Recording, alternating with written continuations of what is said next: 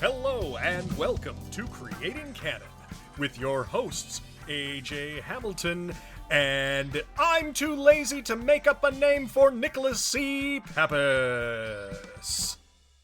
Wait, hold on. So 3 weeks in a row.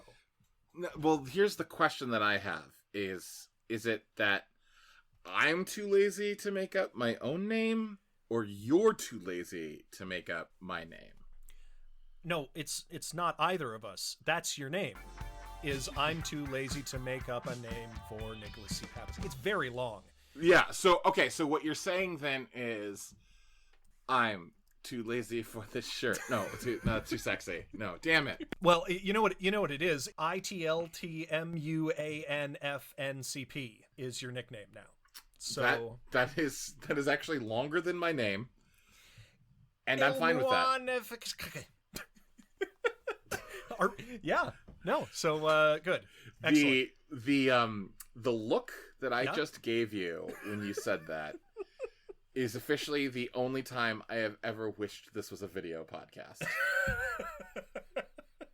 is all I'm gonna say. So there's some people out there who would say that they really wish it was. Yeah. I don't think any of them are sane, but no. They are not. But yeah, this week we are talking about the SpiderMan script. It's a continuation of Spider-April. Spider-April. Sure. If you have not listened to the last two Spider-Man episodes... Or three. Listen to all three. But specifically, if you haven't listened to the script reading of the actual Spider-Man script that Menachem Golan and Yoram Globus paid and had written by Ted Newsom and John Brancato. That's right. If you haven't listened to that series of episodes, you should definitely do so. Because today, AJ and I are going to spend just a couple of minutes talking about the content of that script, perhaps where we think it excelled, and also perhaps why it wasn't made. Yeah. And then we have a short segment with the cast, where after the reading... the cast talked about the script just sort of openly for a few minutes. So, and just as a caveat, yes, we were there at that discussion. No, we don't have great memories. So if we repeat stuff in this conversation that we talked about in that conversation, we're sorry. Sue us. Don't sue us. Don't sue us. Because Disney might. Oh God. Try. I mean, that was one of the things that I'll just... I mean, I'm going to say something real brazen. Yeah. I think the only people who could possibly sue us would maybe be Disney, Marvel, right? Yeah, probably. But I wonder who, there was a real part of me who was like, there's no way this script has a chain of command anymore. Nobody, there's no way anyone actually owns this script. So if you do, please forgive us.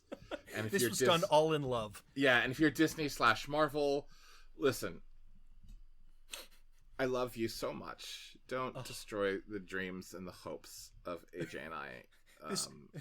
This quaint little podcast in this corner of the internet, we're not trying to be, we're not being mean. Yeah, we're not making any money off of this. So, and if we did make money, Disney, I promise you, I would give you hugs. That's it. They deserve hugs. All the hugs. Yeah. Because of So without further ado, what did you think of this script, Nick? First impressions. Yeah, a couple of things hit me at once. Number one, this did not seem like a canon movie. It really did not have a lot of the hallmarks of what I think of as a canon film. I actually think that this is a pretty wonderful, straightforward Spider-Man story. It does definitely have an 80s tilt to it in representation, in some of the dialogue, which we'll get into in a second. Yeah. But honestly, AJ, I am almost 100% sure that if this was made in the late 80s, early 90s, like it was planned to be made, it 100% would have kicked off the superhero movie boom that Sam Raimi's Spider-Man actually kicked off, because I think that was like, superhero movies existed before that, but I think Sam Raimi's Spider-Man was the first one to really, really be taken seriously. Sure. And I think from there is where Marvel was like, oh fuck, we can make some money, doing this. I think because I think that Sam Raimi's came out a year after X-Men, but X-Men was not nearly the name recognition as Spider-Man.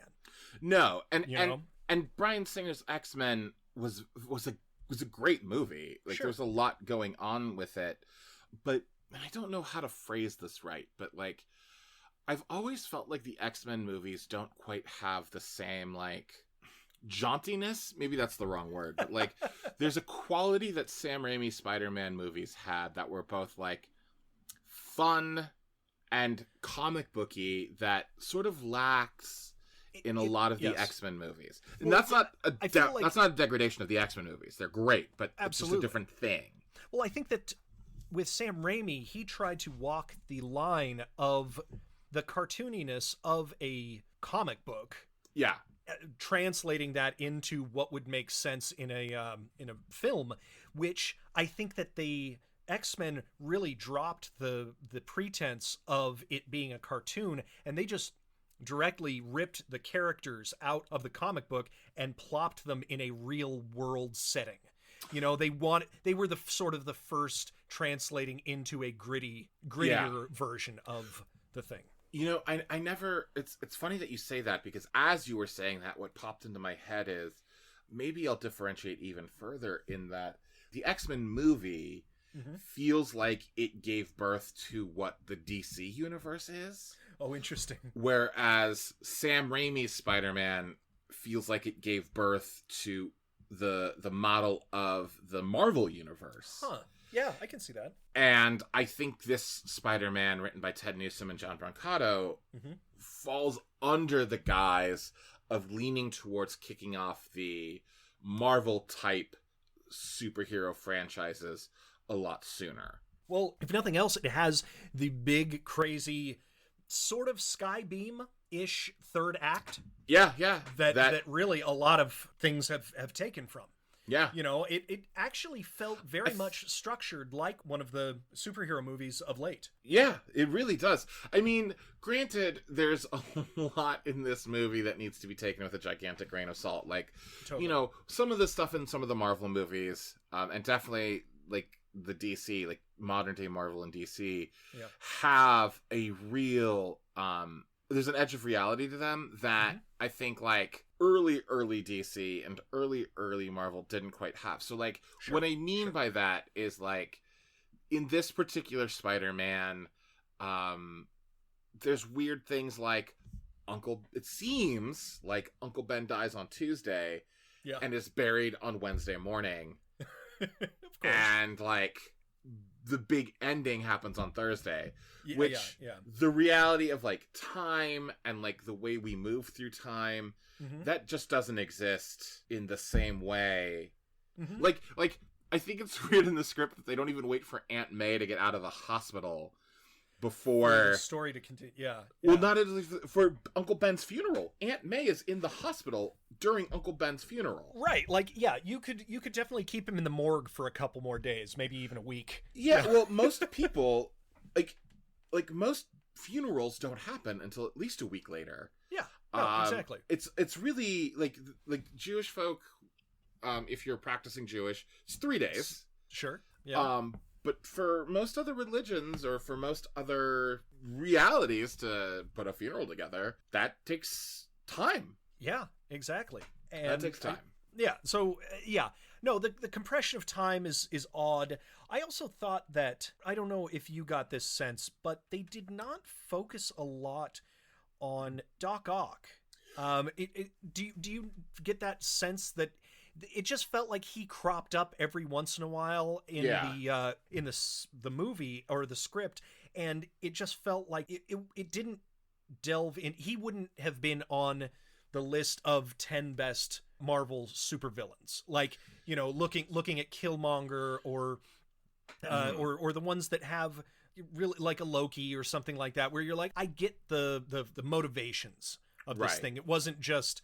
And you get the motivations of Doc Ock. I just think that he is not as much of a presence in the movie all the time. Well, I think what part of that is, in a lot of the other Marvel movies, like a lot of the modern superhero movies, the villain and the hero are linked in such a way that their paths must cross a bunch of times. Interesting. Yeah. Whereas in this script, the thing that I noted the most is that, sure, Doc Ock is Peter's teacher, and there's one small scene where Peter is in Doc Ock's classroom early on, but does Doc Ock even know any of his students' names? That's a great question. Like yeah.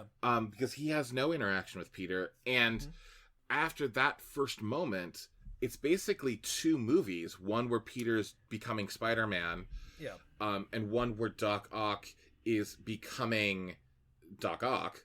Like Octavius is becoming Doc Ock. And granted, they do a really great job of like, the reason Peter becomes Spider-Man is because of Doc Ock's experiment, but those are not, it's not like Peter was in the lab that night working with Doc Ock and became Spider-Man. It happens much differently.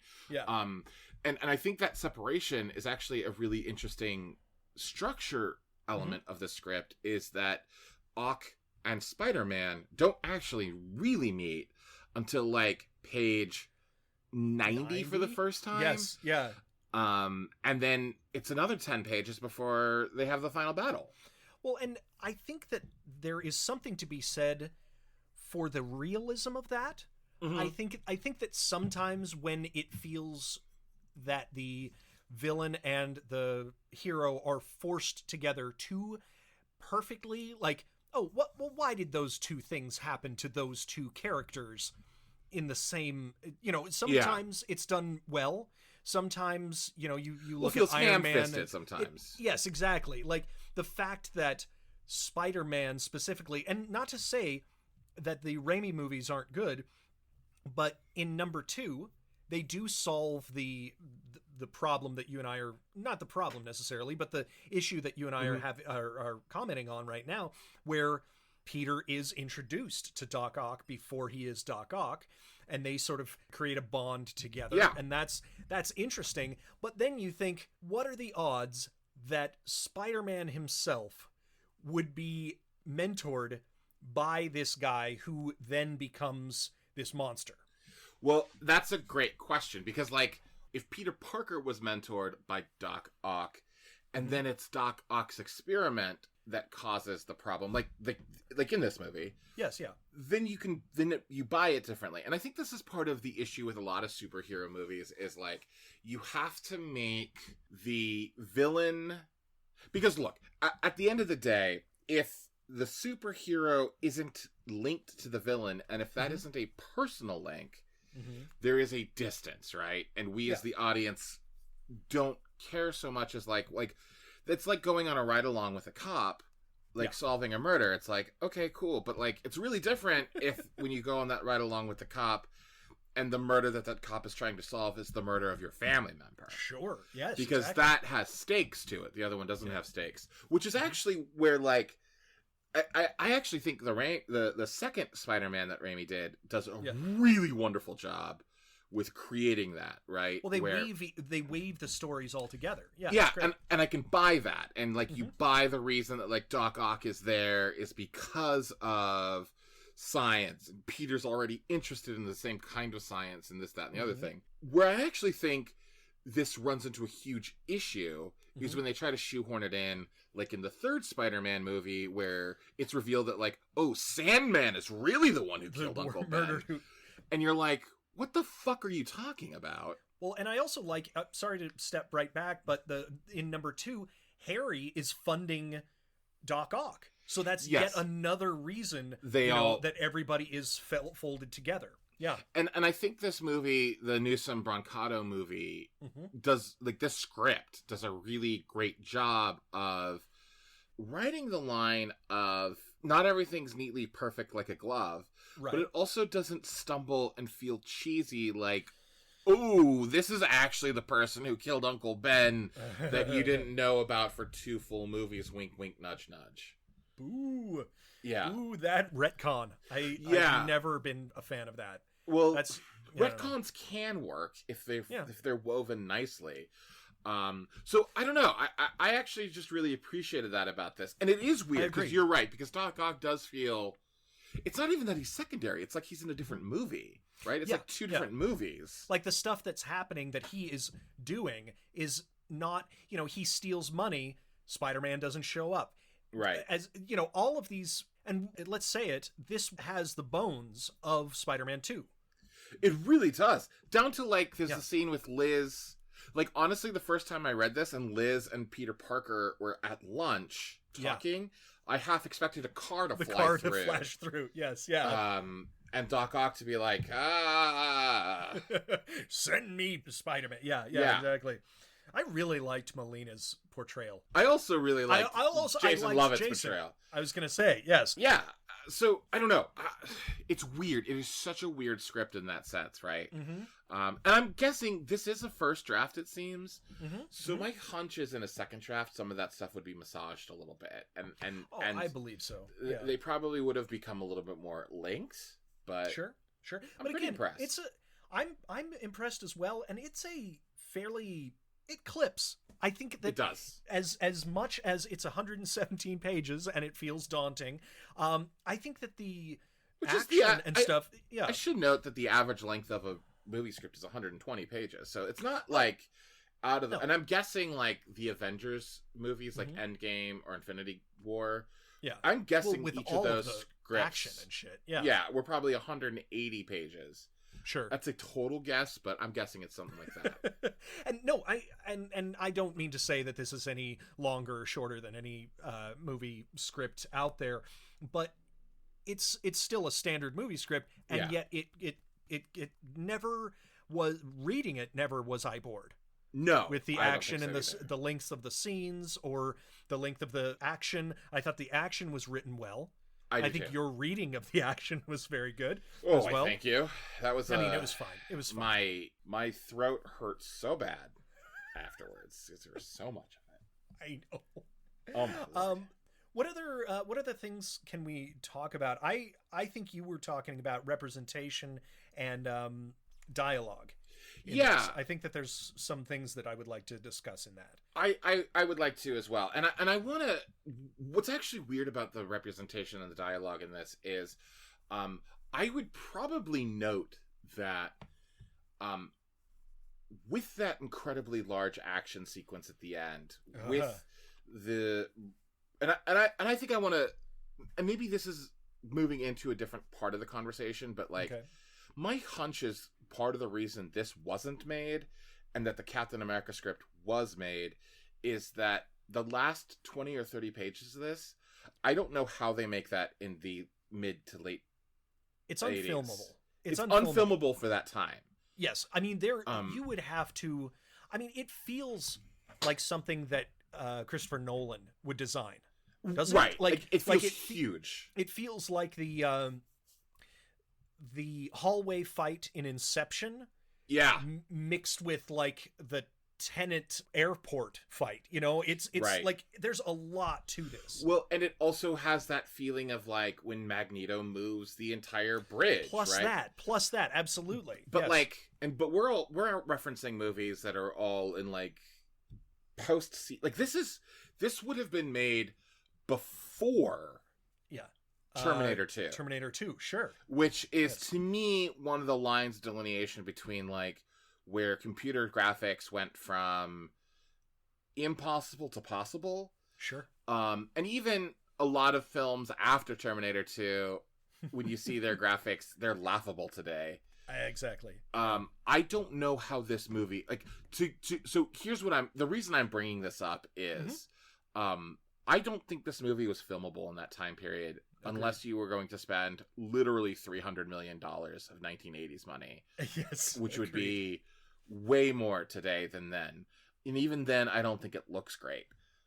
Which, the reason I say that now is to answer your direct question of the representation stuff is this, if you handed me this script and said, this was written last week and they're talking about this is going to be the new reboot of Spider-Man, I would actually pretty much buy it, except for certain 80s references and representation. Yeah. And that's a comment on how modern the script feels. Like, that's actually what's weird about it. Like, in 1985, I'm sure this was like this was inventing a new genre. How could you picture all of the stuff that these people wrote if you... Yes, that's exactly right. It doesn't make sense. Like, whoever was reading about this science, because the science is something else that I wanted to talk about, and that kind of informs the final fight. You know, the science didn't seem like it was being dumbed down.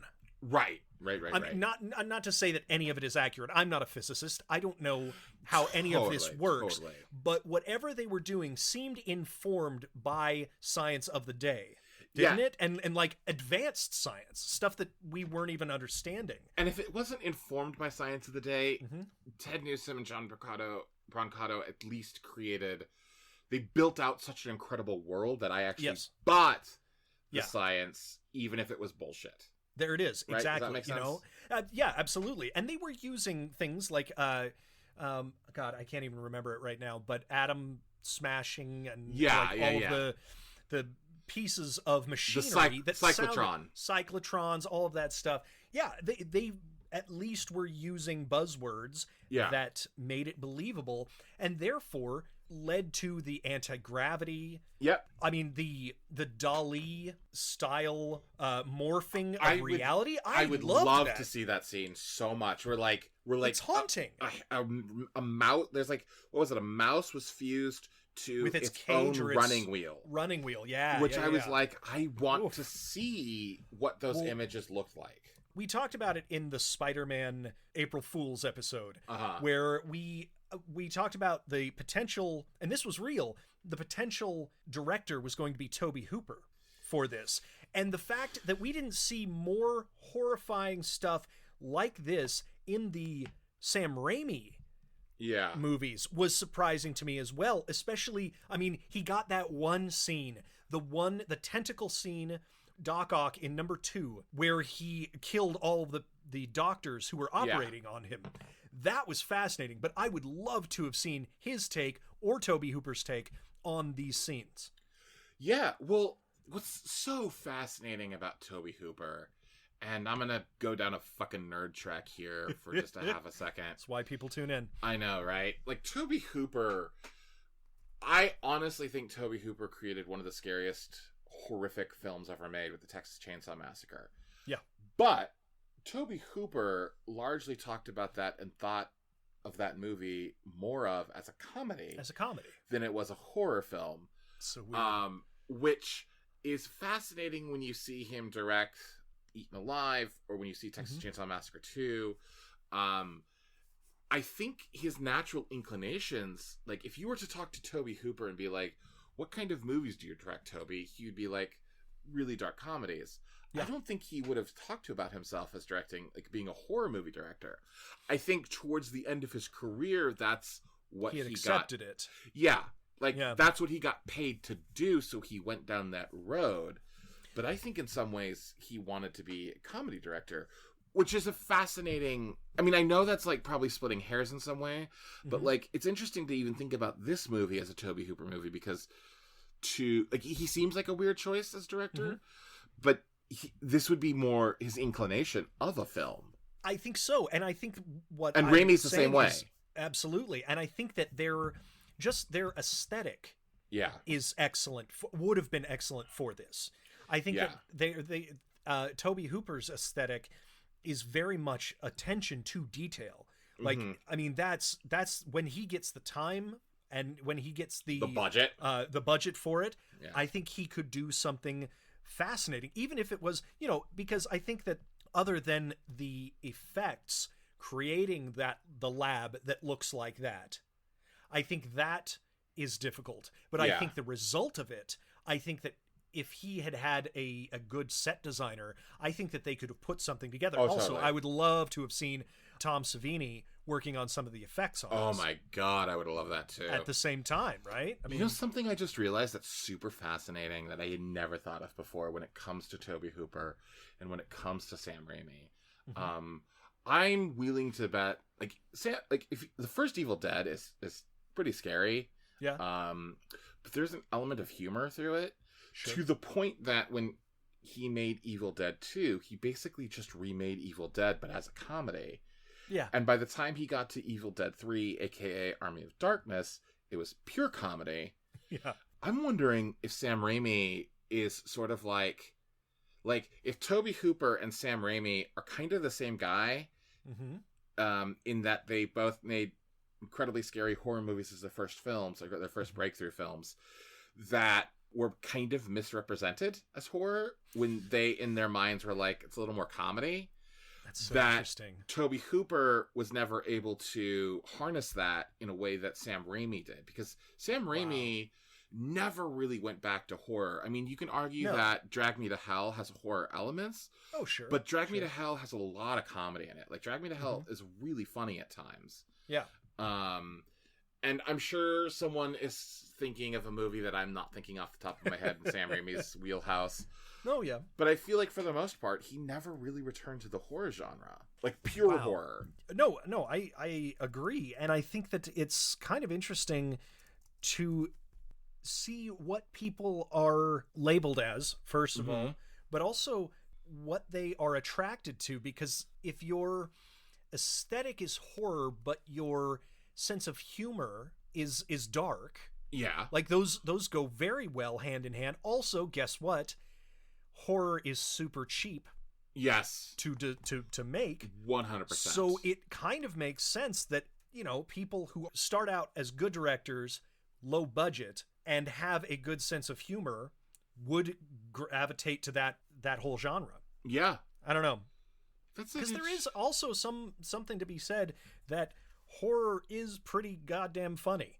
Oh, yeah. I mean, horror has a lot of room the absurdities for and the, I don't know. Well, you kind of have to, right? Because there's so much, like, pressure on top of it. Yeah. That the comedic moments are an interesting release valve.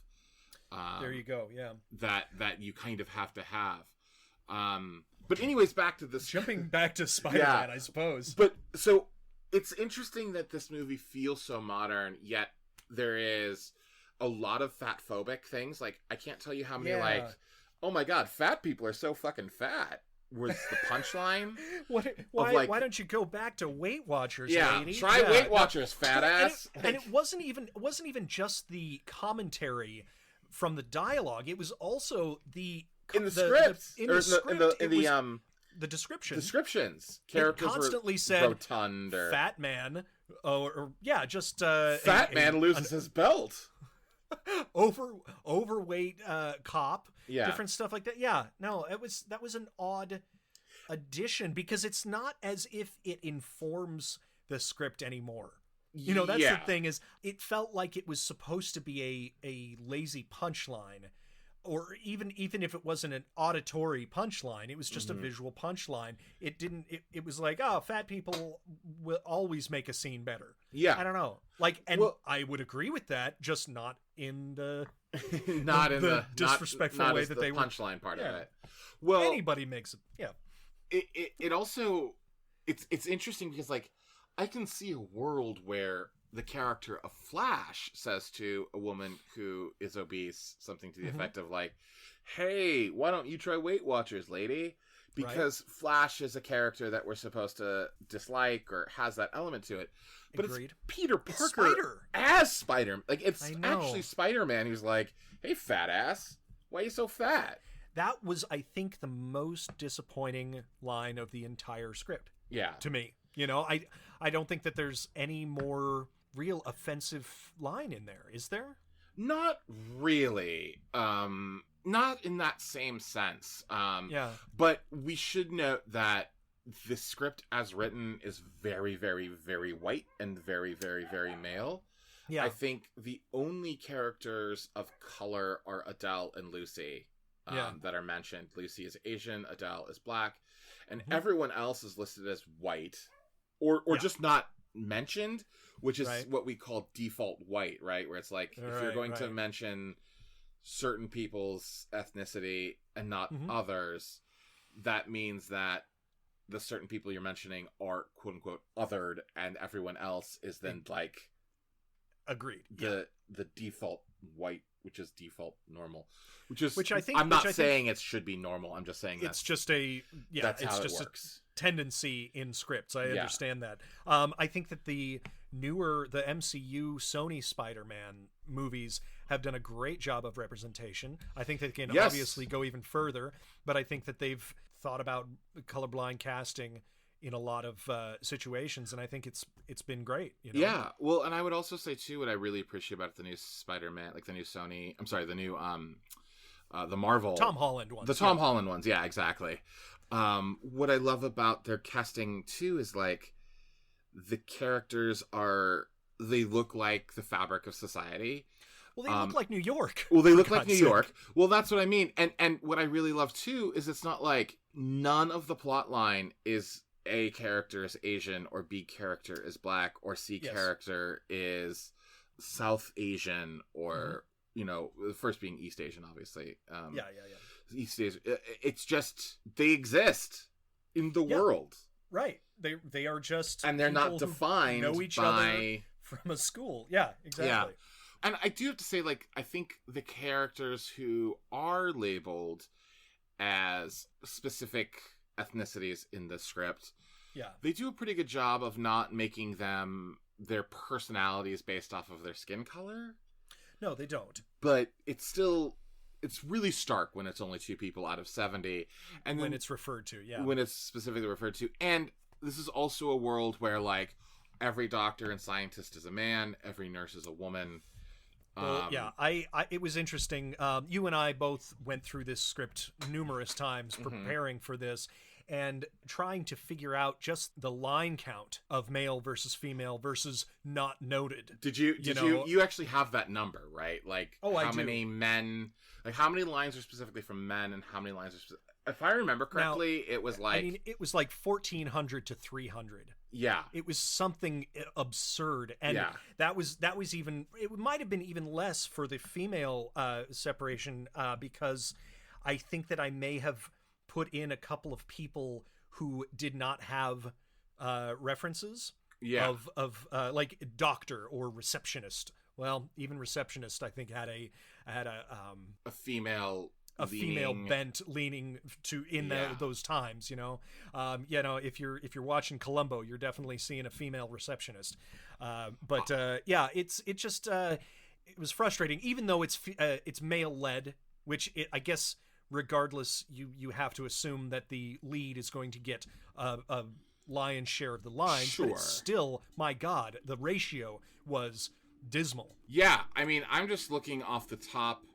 I think you said 300. I actually think it's closer to 180, maybe? Like 150 female lines versus like Peter Parker alone, not Spider-Man, just Peter Parker alone has more lines than all of the females written in the script put together. That's a shame. And he doesn't even talk to himself. It's not even narration from Peter. Yeah. Yeah. I think what we ended up discussing, like you and I actually had a long discussion behind the scenes of like, we wanted a more balanced cast. Yeah. We wanted a more, not only in gender, but in just how people look. Right. Yeah. So we talked about this quite a bit. Like, how do we do that? And we decided to just cast whoever, just cast, right? Just cast people. And then that led to a conversation of, do we change gender pronouns? Right. That is an interesting note to, Which at the end of the day, we decided not to change gender pronouns, to leave the script as it was, even if it was a female reading a male's part. Or several times we had males reading what was ostensibly like written as a female. Like we had a couple of men play nurses. We had plenty of women play doctors and scientists and guards, officers. And, Well, so it was a fascinating look, as all of these canon movies and canon scripts that we've read, although this is the first one that we've read. I would love to read more. Honestly, I would love to see where it goes from the script to the screen. That would be a fascinating study if we could ever find those. I would love to find more scripts written for canon that weren't made and do more of these readings. Holy because crap, yes. I had such a great time. Ones. Some of the ones we heard was wild. Yeah. And I honestly, oh God, I'm trying not to get into like the actors' performances of the actors that we had read the scripts but like every single one of them. I was just gonna say that like my mind was blown by every single person we had read. I just thought that there was so much humanity to the characters. Like, well, they just jumped into it too. Yeah, I mean, Seth's Peter was just so lively and youthful, and like Ben's Roz was so warm. Ben's Uncle Ben was so like loving. Adrian's Liz, like she captured that repartee, that like screwball comedy thing. I thought her Betty was hysterical. I thought Jason's Doc Ock was like, I thought that was a great reading. He was fantastic. He was intimidating and just raw. Yeah, and he just fucking went for it. I thought his Thorkel was so fun. I thought Tahmus did such a good job because like, and I mean this in the biggest compliment because it's the character. Like, I just wanted to punch Thorkel in the face consistently. But it's that perfect 80s bad guy, even that voice, but just, those characters in those people. And Tahmus played that to a T. I thought Armando fucking killed it as Murata. Actually, I thought what was amazing about Armando was like, his voices were so distinct, different, right? Yes, from every other. Like, I agree. He'd probably be very hard to place as to who's playing who. I thought Jessica's Aunt May was just so warm, and I loved her. Like, she was just so kind. I thought, look, man, I'm gonna say that I don't talk about you nicely very often. No, but you don't. Your J. Jonah Jameson was superb, man. And it was especially fun to see that juxtaposed with your Harry. And then we decided who we thought our Stan Lee cameo would have been. Yeah. And I thought you fucking nailed the Stan Lee cameo. And I also just, Kari just really brought Adele. Like, Adele, like, what I really appreciated about Kari Lee's performance is, like, Kari, like, that's one of those characters that could have just sort of like disappeared in the script. Right. And I thought Kari brought her forward and made her so human and real. And I think Kari like lit up the scene whenever she was in it, even the smaller parts that she had. I loved it. So I just really appreciated everyone. If nothing else, you my said Hogan? words. You said words. I know. I was really proud of my Hogan. Hulk Hogan, man. Oh, brother. I was really proud of it. No, he gives Peter some good advice at the end, at the end of their scene. Be a good guy, brother. But honestly, also, it's a thankless job. I've done it before in other script readings, doing the stage direction and keeping the tempo of a show going is so difficult, and you did a hell of a job. Well, thank you. I appreciate that. Man.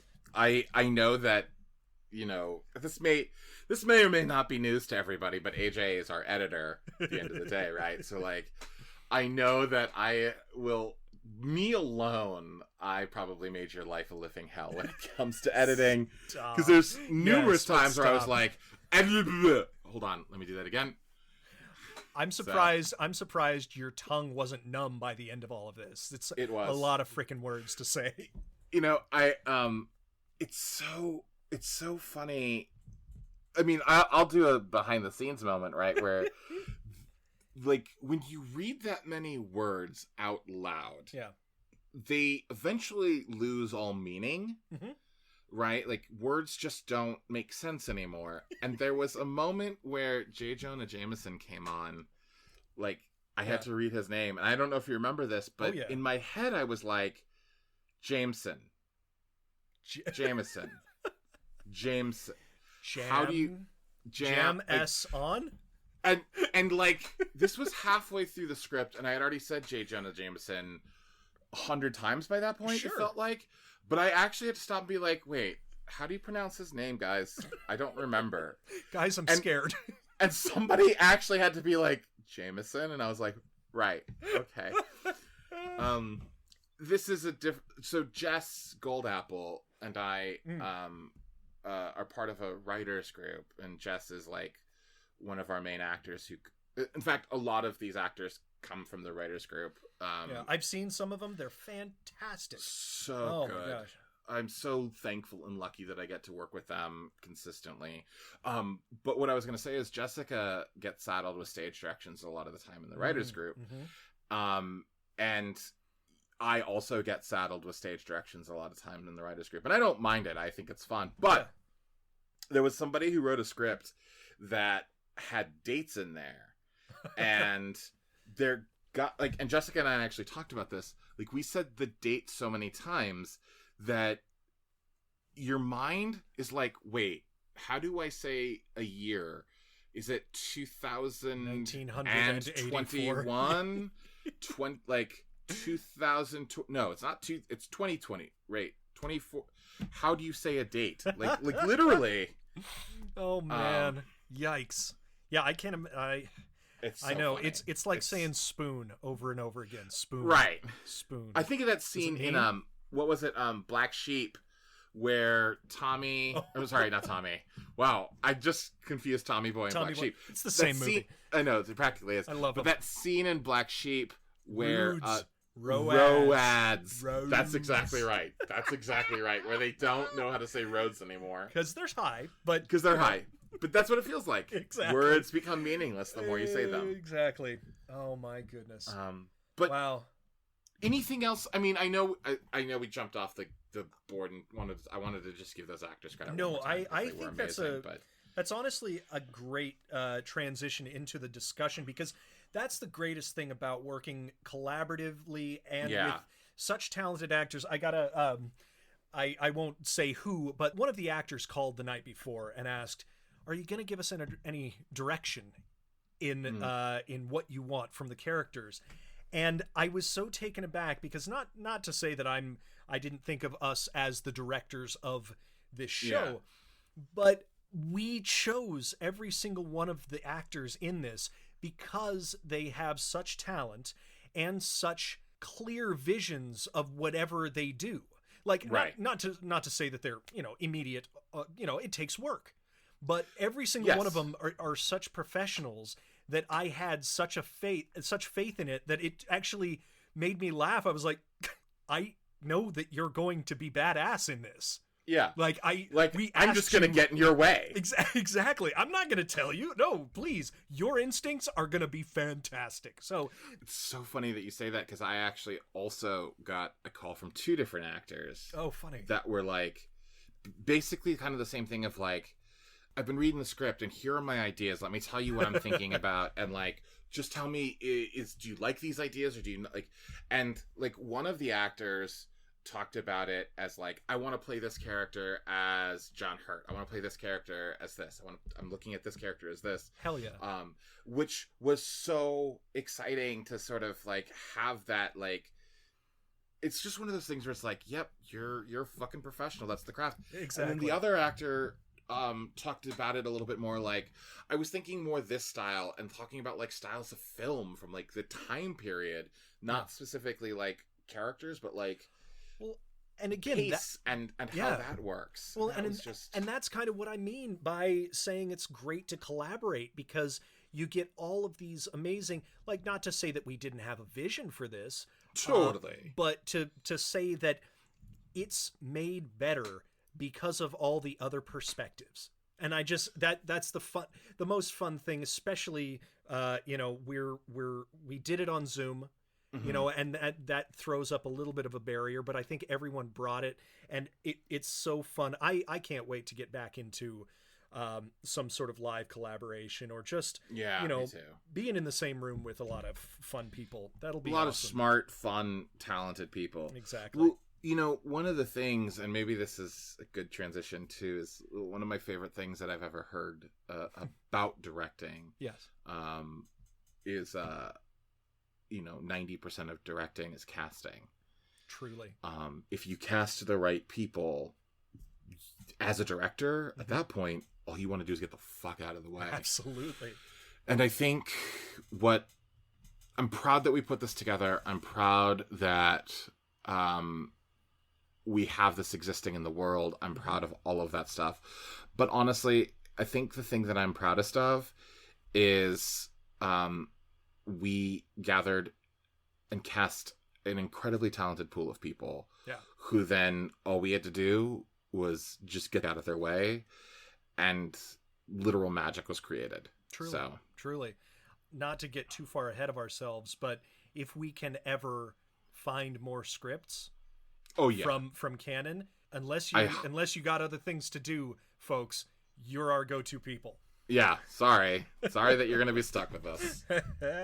Sorry, not sorry. So look forward to that. But yeah, I would love to. I think we can go into the discussion that we had. The discussion of the group afterwards. Post read. Yeah, absolutely. Great. Hope you enjoy. Who thinks that the ending fight and like all that's like the most ambitious thing I've seen in a superhero movie, and for 1985, how would they have possibly done that? It reminded me of like Spider-Verse's ending, but that's all animated. So like, how on earth would they pull it off? Exactly. Yeah, this whole thing, it was interesting because for a while there I was like, oh, this is cool. This is kind of like a grounded Spider-Man. No, it's not. Okay. No. It's got to have the third act like energy beam up in the air. Yeah, the sky beam. This was the first sky beam script, so exactly. That's why they didn't do it. They're like, this is too powerful. We can't. It's too much. They're like, if we do this, we're gonna ruin blockbuster movies forever. And then they got beaten to the punch by somebody else. Somebody else did it, and now they're all doing it. Exactly. My only. Oh, go ahead. Oh, I was gonna say the thing that cracks me up about the script is like, does it take place over 3 days or 3 weeks? I am not sure. Right? Oh my god! It was so size shamey. Right? Yes, so many mentions. I was like, of this that. is like watching this is like watching a season of Friends all over again, where you're like, oh my gosh, The there's fat so many naked gay guy. jokes and Right? weight jokes. Like, get over it. Yeah. Like, Yeah, it was like, and it was surprising that it came from Spider-Man too. I was like, really? He's the one making the Weight Watchers, joke? Yeah. I was like, Also, the fat guy's belt buckle. I was like, why? Why? Why his belt buckle? Because what, are we going to see a gag of his pants fall down? Is that what this is supposed to be? Likely. Probably. You know, 'cause of that's course. Well, that was the thing when AJ and I were reading it. It was like, this feels really modern, but then every once in a while it's like, aren't fat people funny? Where you're like, oh wow, this is really 80s. Like, holy shit. Or Liz's whole thing about how like you want to help homeless people, but they just spend the money on drugs and and booze. very Yeah. judgy. yeah, like, and then Peter's just kind of like, okay, Liz, wait, what? Super true. Yeah. I love Liz Asian faints. Lucy. Yeah, like there's. Well, that's the other thing too. Like, well, it's like AJ and I were like, well, if we cast this as written, I think we'll go through every white person I know. Like it just. It's like a sea of white dudes. Oh yeah, except for the 2 or 3 where it was deliberately like Asian Susie. And that was Asian Lucy. Armenian. There you go. Asian Yeah. Lucy. Asian. Yeah.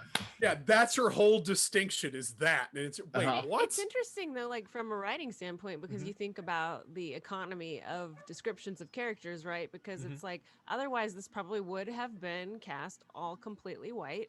And so then when you do see that, it's like, well, she doesn't have like a huge role, so it wouldn't really make sense to like make like 5 descriptions of like what this person is like. So You're just like, I just want someone who's not white in this role, you know? Yeah. But I don't want to put that in the script. But then it becomes weirdly reductive. And then like again, like the one black character who's Adele, it's like Who's she's specifically black. overweight for some reason. I was just gonna say that, but she's also like overweight. So But she's overweight, but she's also a revolutionary, She's a but she's also a cat person, but she's also reading to the dolls. Well, So, she's an like insane every person. weirdo trope like wrapped into one. Yeah, Yes. she's the best friend. Yeah. Yeah. yeah. She's every She best is the friend best trope friend. though. She's the most interesting. No, just kidding. I think actually She's I more think interesting than the I think Kari already said it. It's like watching Friends, like, the best friend character. I'm surprised there weren't more like Chinese jokes or like Orientalism, kind of like Chinese restaurant stuff, because it was New York, you know. Yeah. Well, that goes back to like that's what's so weird is some of the script feels kind of like progressive for 1985, where they avoid a lot of race stereotype and things like that. Which, I mean, not every other canon film. There's a lot of canon films that have like, oh, that's the punchline. So it weirdly is so refreshing, but also then it like just crops up, like I said, where you're like, oh yeah, there it is. Well, it was Dallas. Dallas. There were different levels of thresholds of racism and body shaming and stuff like that back in the days, I imagine. Well, and also 2021. That is correct. back since this morning. So Christ. When you said the days, that line that Jameson has about like inventing in the news like what his truth is and stuff. The way I want to imagine it. Yeah, absolutely.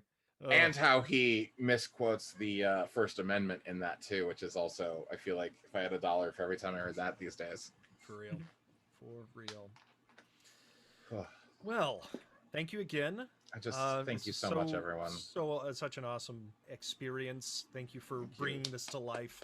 Thanks for asking. Awesome. Thanks for asking us. Yeah, it was a lot of fun. Yeah, pretty awesome. If we ever find any other hidden or lost canon scripts, we will absolutely call the entire lot of you to bring them to life. We've heard of a Charles Bronson script that was called The Golem. Which, if we can track that down somehow. Well, you got Thomas, so you got your Charles Bronson already. There it is. Hell yeah. Golly, Bronson. Well, and that's it. That's I really like just having that unload after reading a script, like the immediate reactions of everybody. And I want to note again just how awesome these people are as humans. That was cool. After we read for about 4 hours when we thought we would only be reading about 3. Yeah.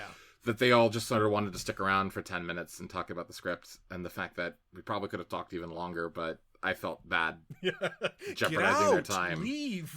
Yeah, like, you have Saturdays to go to. I love you, and I'm so sorry. Go. Yeah. No, so what an experience. We hope that you enjoyed this run of Spider-Man content. Yeah, I really hope so too. Yeah, and we'll be back next week with a completely new canon episode. Yeah, well, we're going to be doing the Iron Man episode, right? You found that? Yeah. You found the script? Yeah, cool. I'm writing it right now. I mean, I found it. I mean, oh boy. Nick, do you want anyone to know where people can follow you? Yeah, please check me out. Just check me out. That's it. Please check me out. You can check out Nicholas C. Pappas on Twitter at nicholascpappas.com, a website that is forever under construction.